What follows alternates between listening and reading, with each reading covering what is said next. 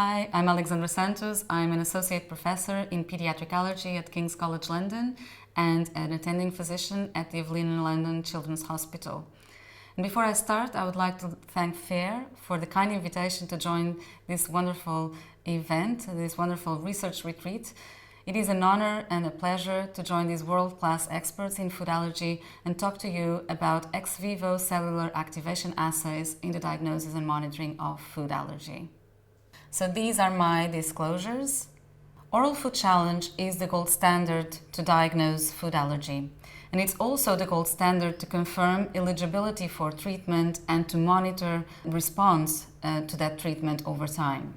However, oral food challenges can cause allergic reactions of unpredictable severity. They are resource intensive and require highly skilled clinical team. So they are not accessible to every clinician and every patient, and even if there is access, patients often face long waiting lists and may need multiple challenges. So we may need to offer multiple challenges per patient. And we should not underestimate the psychological impact that undergoing an oral food challenge can constitute for both patients and families. It can also prime the allergic response by following the exposure to the allergen in the context of challenges. And although it's the gold standard, it's not 100% accurate. So there's a small proportion of false negative, false positive results, and also some cases where we cannot really get a determinate outcome. So it's desirable to try to find better biomarkers or alternative biomarkers for food allergy. In clinical practice, we usually base a diagnosis of food allergy on the combination of the history and evidence of allergen-specific IgE. So if the patient reports an uneventful, frequent consumption of the food, we don't even need to do any testing. If there's a clear history of an allergic reaction to a specific food and we find evidence of allergen-specific IgE, that may be enough to diagnose food allergy. But in cases where the history is not clear or there's a discrepancy between the history and the results of skin prick test and specific IgE, or even specific IgE to components, which we know are only informative for a few foods such as peanut and hazelnut, we may need to do an oral food challenge. And in the absence of an oral food challenge, we may need to advise these patients to avoid the food. And so it can lead to a certain extent to an overdiagnosis of food allergy. So in the search for alternative biomarkers for food allergy, we thought about what's happening during an allergic reaction to a food. And in this situation, the key cells, effector cells of food allergy and anaphylaxis are mast cells and basophils. So this is really the rationale to look at these cells in the search for biomarkers for food allergy. The principles behind the biomarkers, basophil activation test and mast cell activation test are simple. So these are flow cytometry-based assays. For example, for the basophil activation test, we use patients' own blood, to which we add allergens and then antibodies that stain for specific markers, and they are coupled with a fluorochrome that allows us to detect by flow cytometry following the lysis of red blood cells, which are superfluous.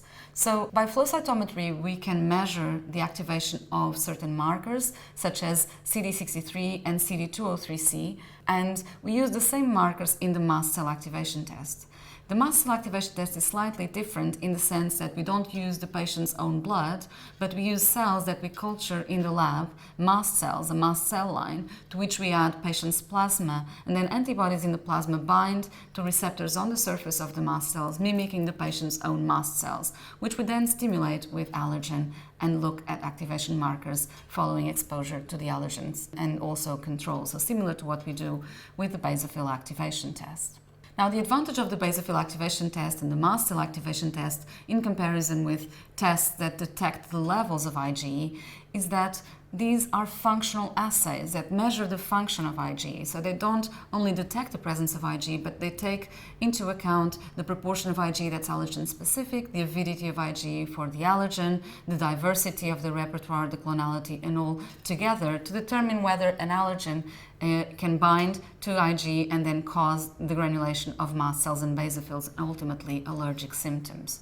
So we know that, for example, the higher the proportion of IgE that's allergen specific, the higher the proportion of basophils that will become activated following exposure to the allergen. We know that when with higher affinity of IgE for the allergen, we need less allergen to cause the same degree of basophil activation.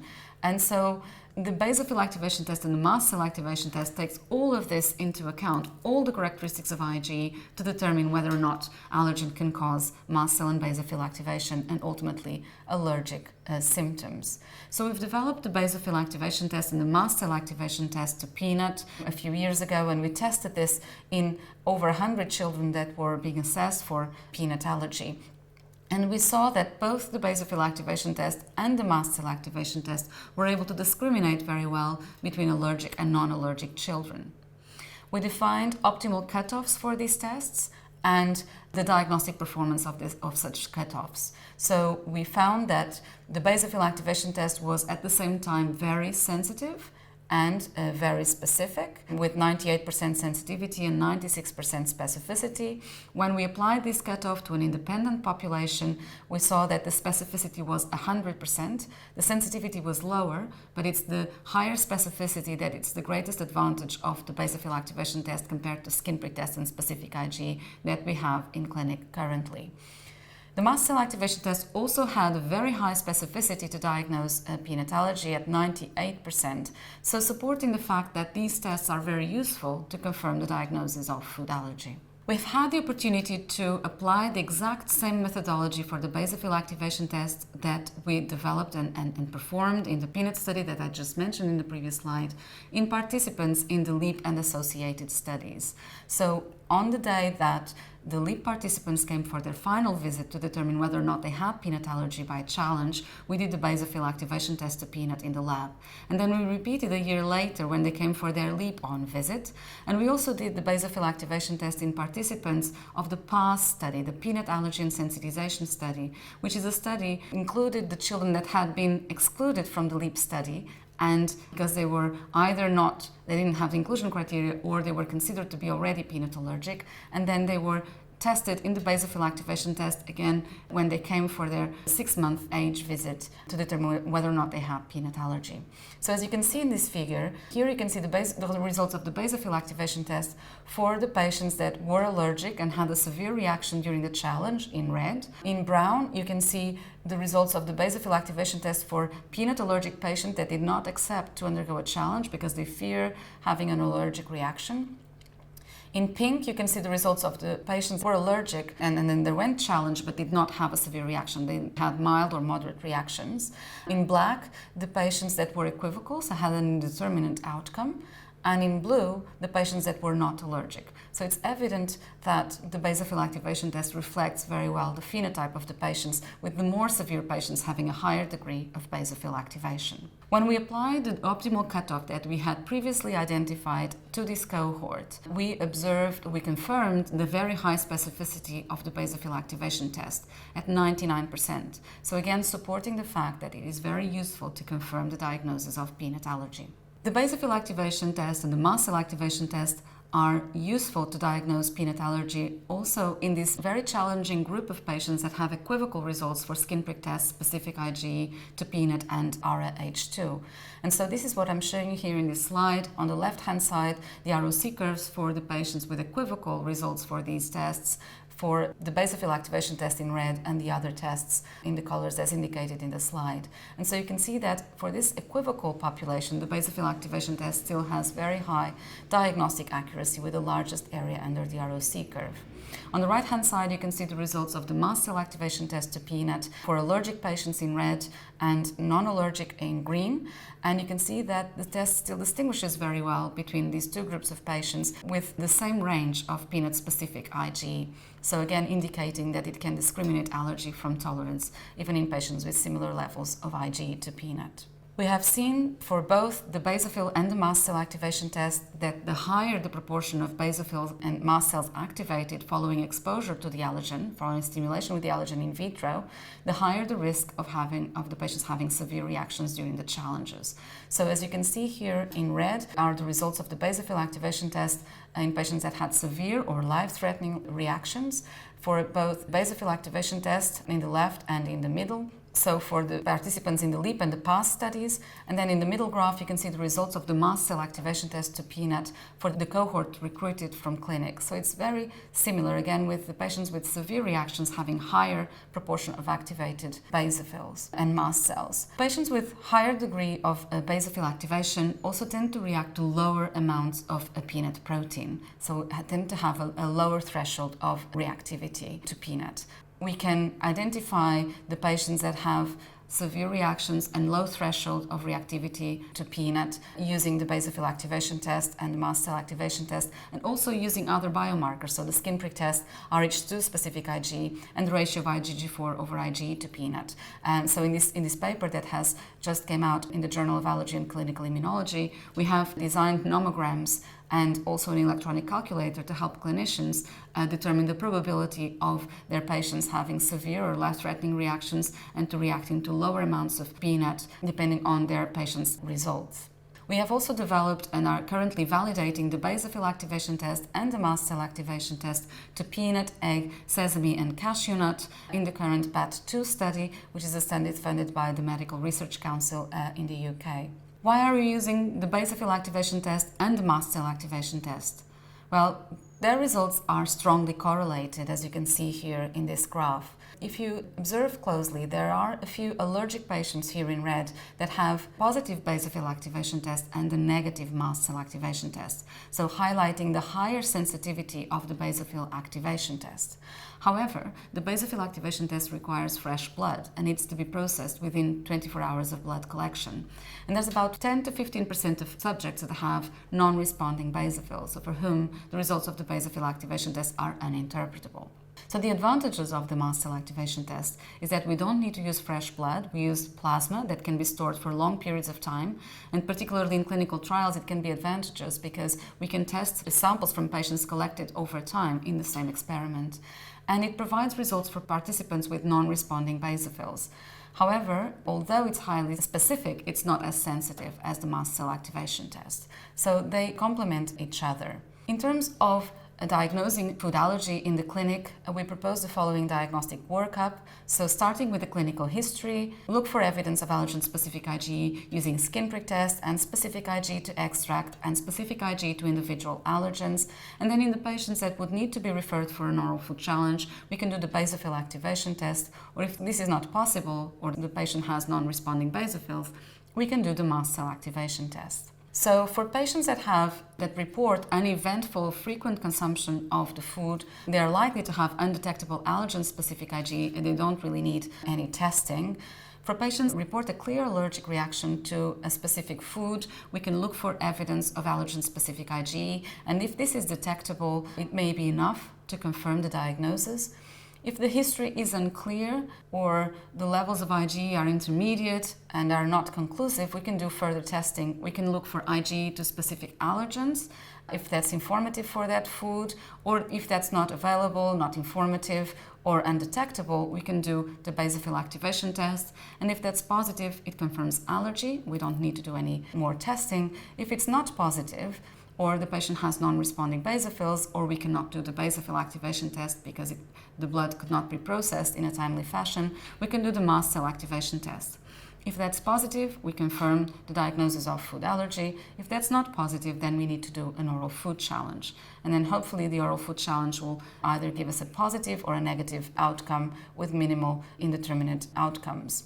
And in fact, the basophil activation test can reduce the number of oral food challenges. We've seen this in the peanut study I told you about earlier, published back in 2014, where we compared the number of challenges that we had to do following each individual test, and compare this with doing skin prick test and specific IgE to peanut, which is what we do routinely in clinic. So you're doing the basophil activation test, we only need to do 67% less oral food challenges than doing skin prick test and specific IgE. For practical reasons, we think it's more feasible and practical to do the basophil activation test as a second-line test. So in patients where skin prick test and specific IgE were equivocal. And so using this approach, the reduction of oral food challenges was even greater. However, there was about 2% of false negatives, which is worrying because these are patients that we may say are not allergic and then can go home, eat peanut and have a reaction that's potentially severe. So to reduce the possibility of false negatives, we can do the challenges in patients not only with the equivocal basophil activation test, but also in patients with a negative basophil activation test. And in this way, we can make the diagnosis of food allergy not only accurate, but safe. So we applied the same approach to data collected as part of the ProNut study. And so this is the example of peanut, where we considered the results of the basophil activation test only for participants that had equivocal outcome for history, skin prick test to peanut, specific IG to peanut, and specific IG to RH2. Then the patients that had positive basophil activation test would see their allergy confirmed. The patients that had a negative basophil activation test or an indeterminate basophil activation test or had non-responding basophils, then those patients would have undergone a challenge. Considering the number of challenges using this approach compared to challenging all the patients that had equivocal history, skin prick test, specific IG to peanut, and specific IG to RH2, we observed a 15% reduction in the number of oral food challenges and a 60% reduction in the number of positive challenges, which are challenges where patients would have reacted. And so the overall diagnostic accuracy of this approach was 97%, and there were 0 false negatives. So again, confirming that this approach is at the same time accurate and safe. Looking at other foods such as cashew nut, sesame seed, and almond, and applying the same approach, we saw a 5 to 11% reduction in the number of oral food challenges and a 50 to 75% reduction in the number of positive oral food challenges.